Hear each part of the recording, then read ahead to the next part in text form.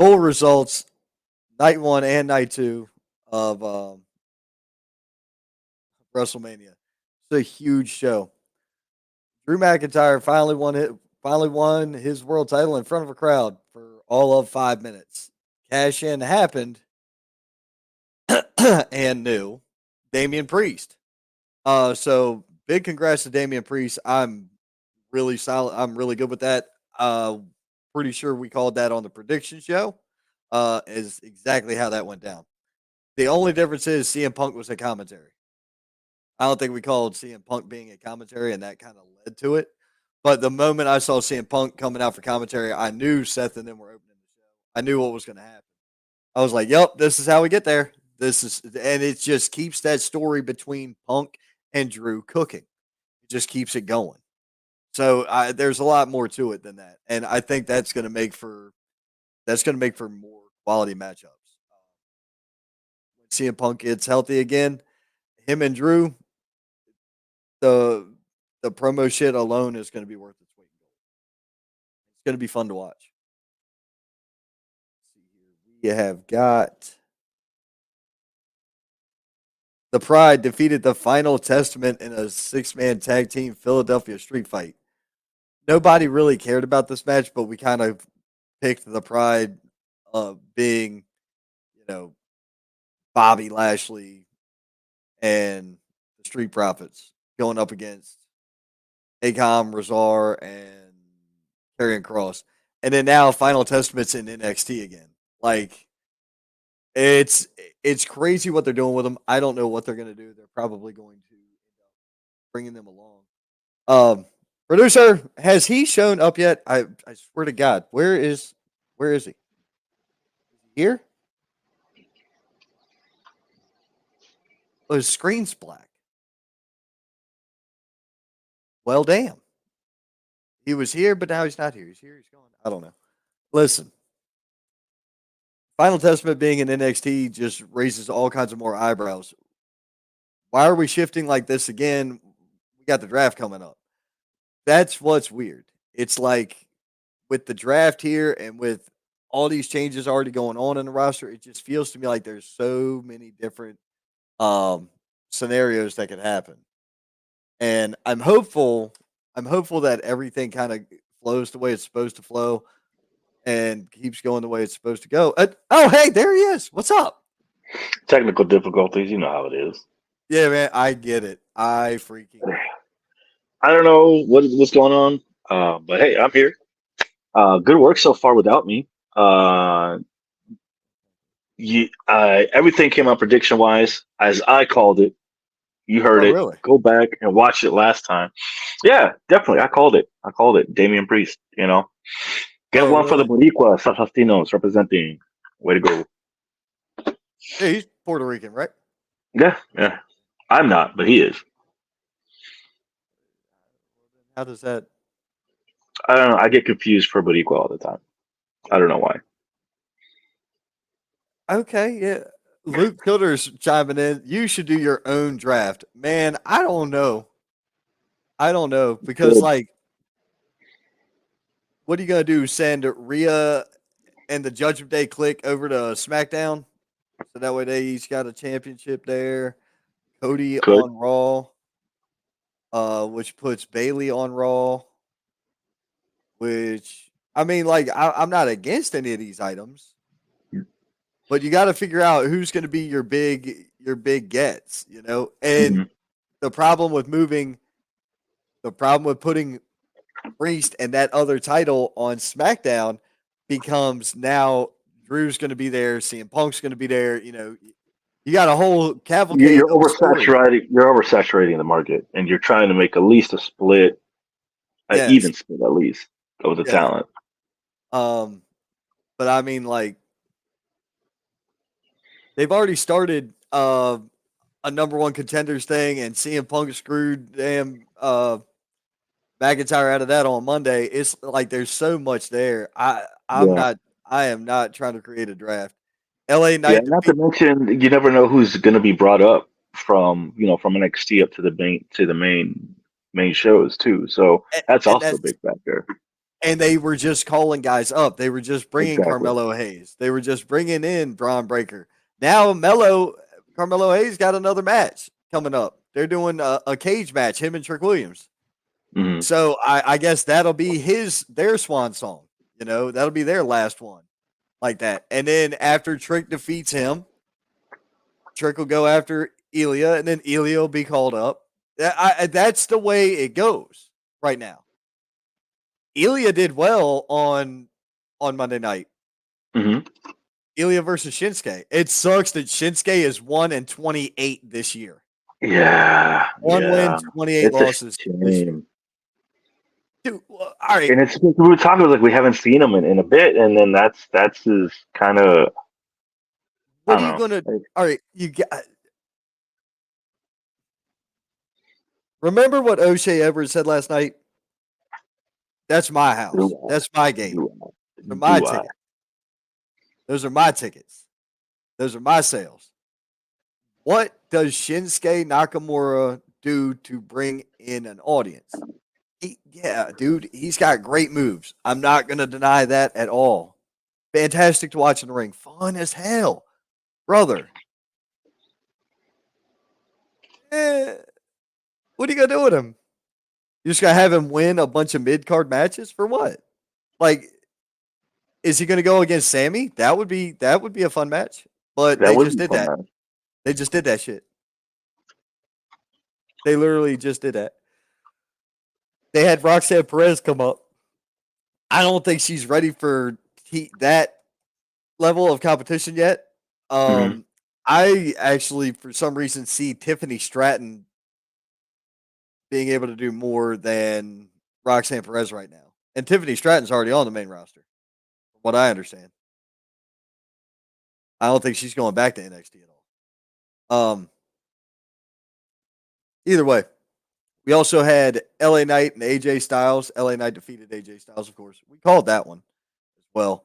Um, we had a lot of correct. Hey, there we go. Now it's nice and clean. You got your audio on. You got your ears on. I'll work on that, and you work on that. You're good, man.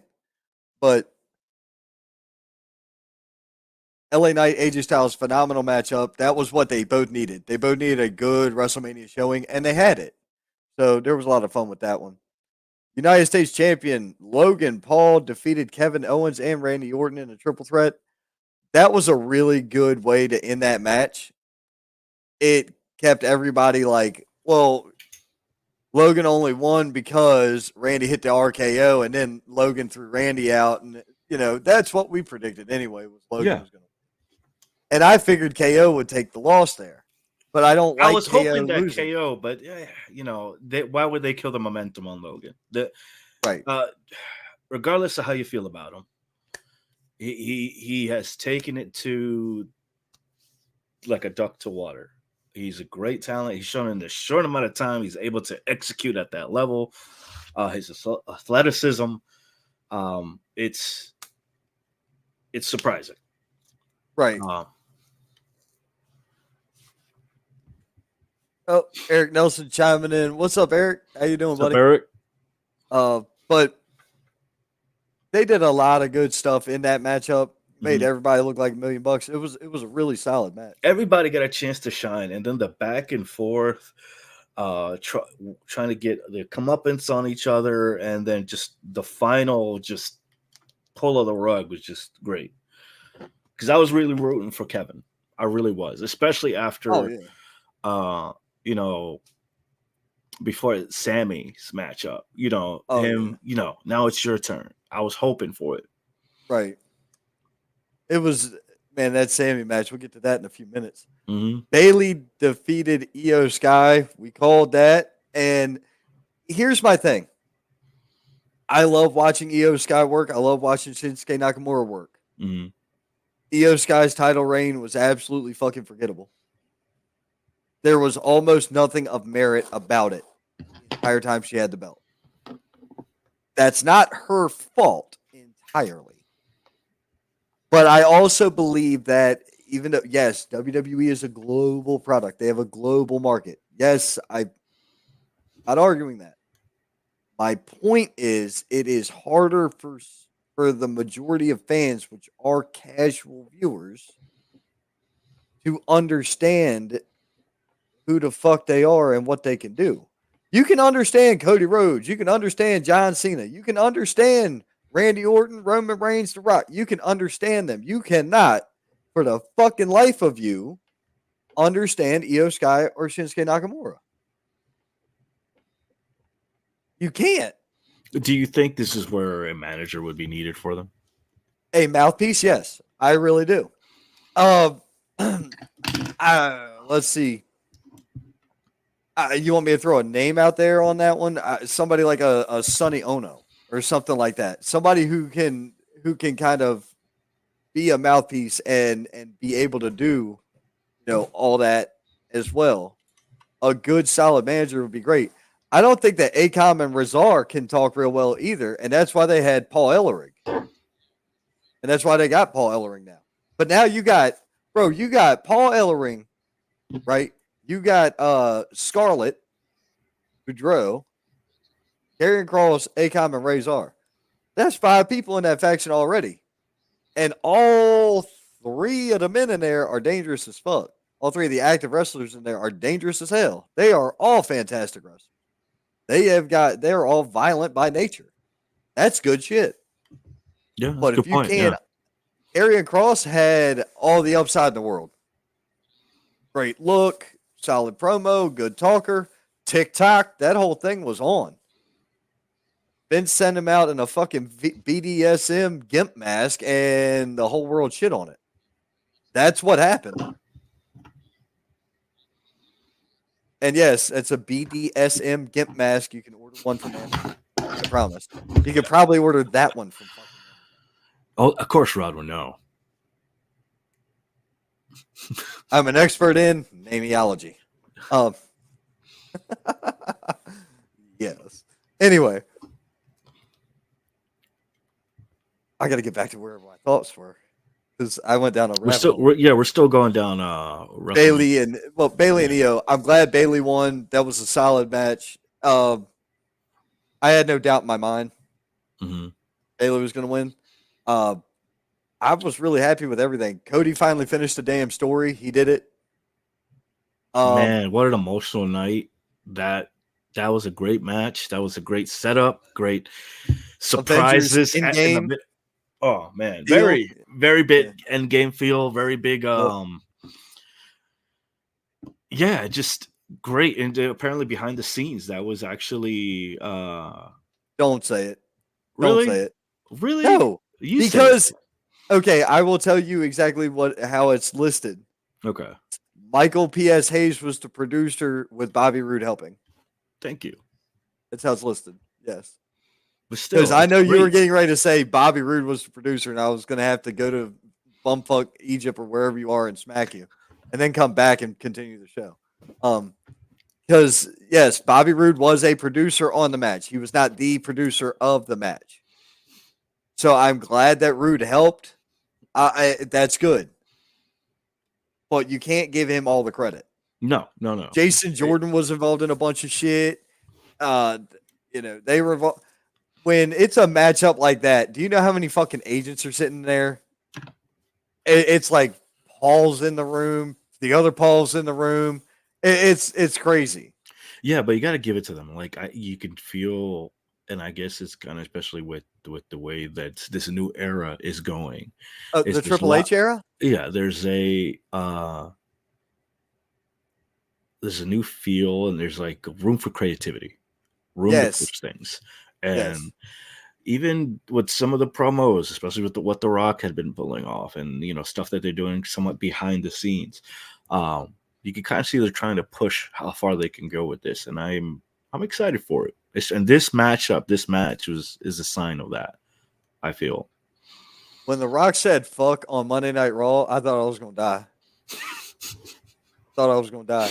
And then when Heyman told everybody that they could suck his dick on the Hall of Fame speech, I was like, "Fucking love you, Paul. Thank God." There you go. Tell everybody kiss your ass. That's a great way. I didn't have Undertaker showing up on my bingo card for WrestleMania either. That Wow. When I heard that bong, I'm like, get the fuck out of here. Really? Really? I was like, glass shatters, glass shatters. Wait, I Or was it was either gonna be like, glass shatters, or I was waiting for when it comes crashing down and it hurts inside. I was waiting for one of the two to hit. I was like, it's either Hogan or it's Austin. It's either Hogan or it's Austin. Because if you go back, Rock beat Hogan in that passing of the torch match. Mhm. It was fucking crazy. What was that, like WrestleMania 18 or some shit? Or I don't know. It was in that era somewhere. It was in the late teens. So you're talking 20 something years ago that occurred. Mhm. The Shield music, people popping thinking Ambrose was there. I'm like, there ain't no fucking way Dean Ambrose. I was like, that shit ain't happening. AEW would never go for that. Yeah, Forbidden Door, man. You never know. The Hopefully, not nope. We'll get to that in a minute, but that forbidden door has been fucking welded and concreted shut, bitch. It's not happening. There is no way that door's opening up any better than it was. It had a better chance under Vince than it does right now. We'll get to that in a minute. Cody Rhodes, man, huge match. Cena showing up was crazy.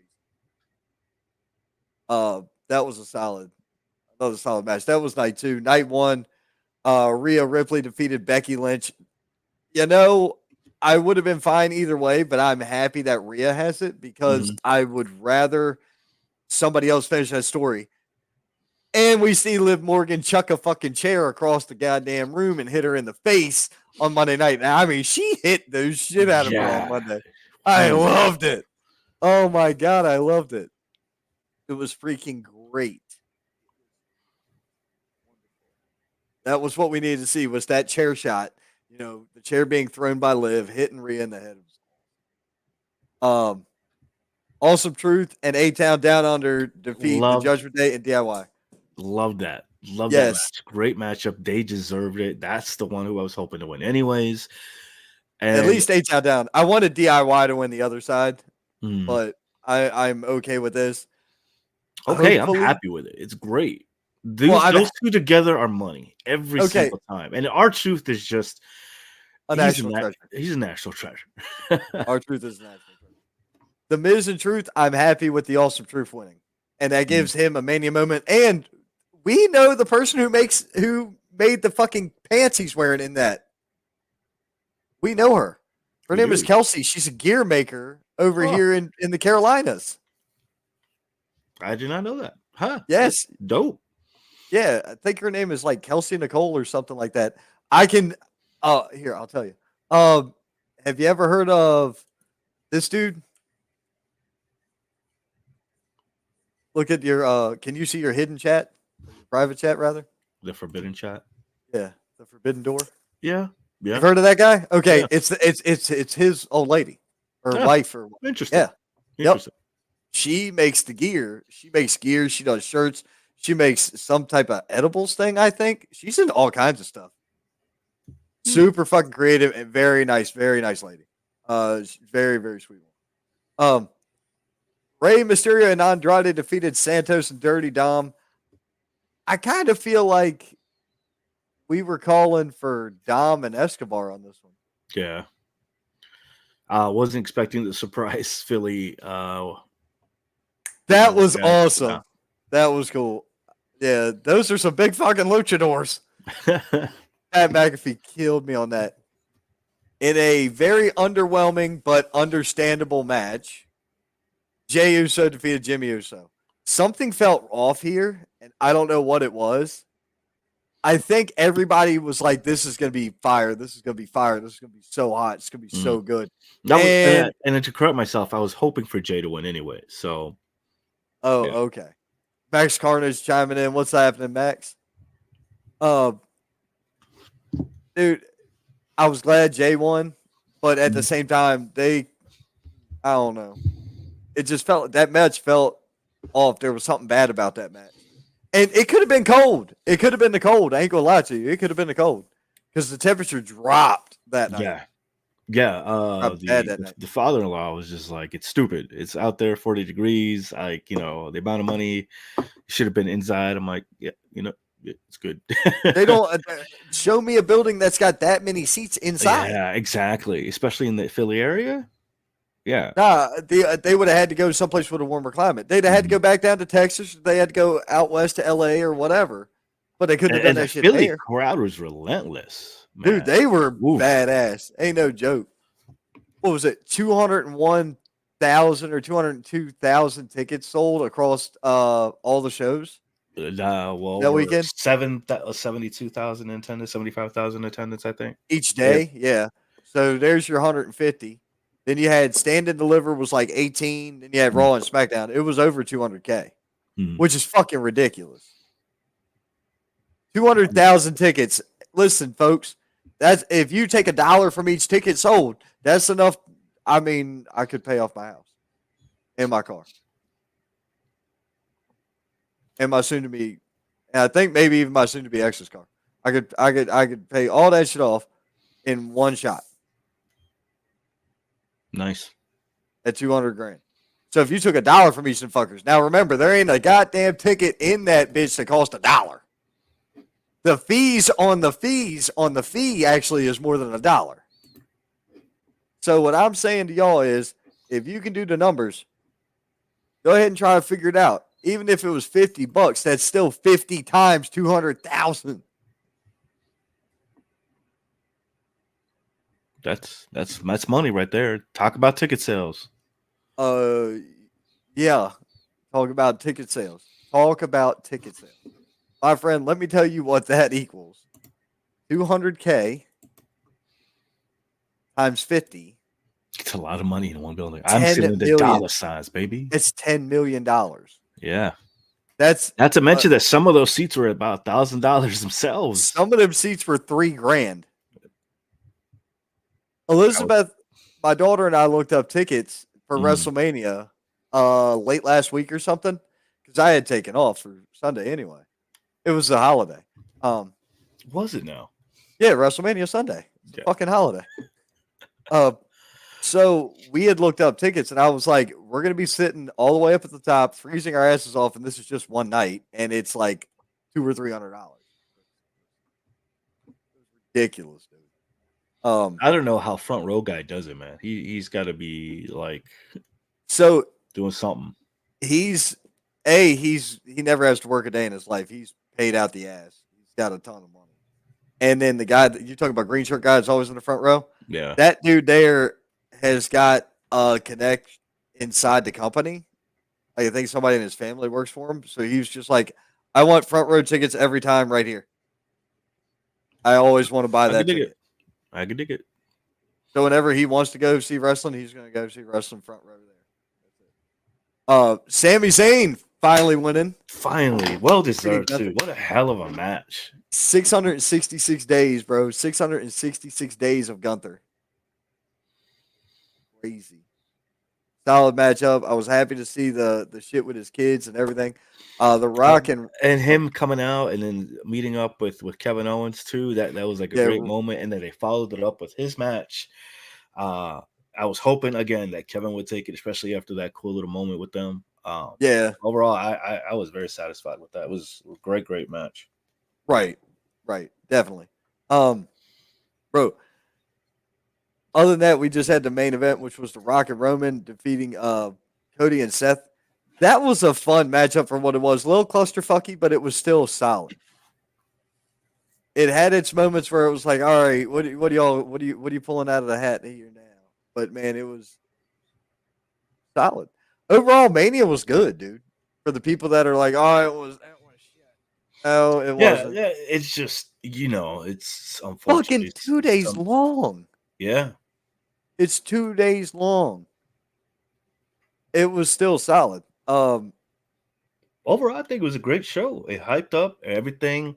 Kind of, they mixed it up. They changed things around, and it sets up for the next coming year. It was fantastic.